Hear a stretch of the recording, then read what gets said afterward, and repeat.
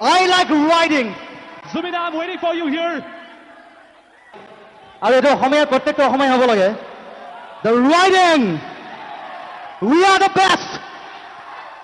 we are the best we have the best culture we have the best of everything we have tea we have oil we have everything এটা electric নেকি এটা মই একো নকৰে I got so much of electricity in my body fucking I don't care let's start the next song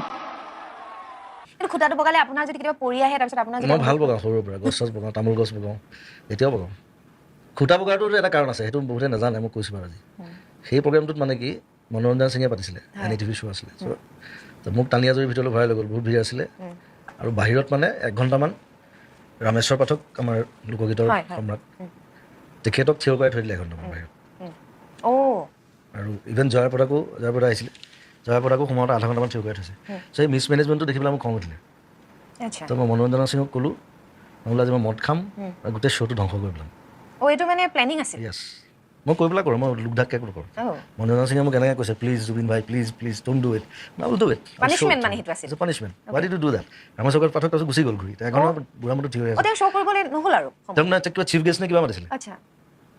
তাৰপিছত আৰু মোক খং উঠি গৈ আছে আৰু 3টামান গান গালোঁ তাৰপিছত বগাই দিলোঁ শ্ব'খন ধ্বংস চেছ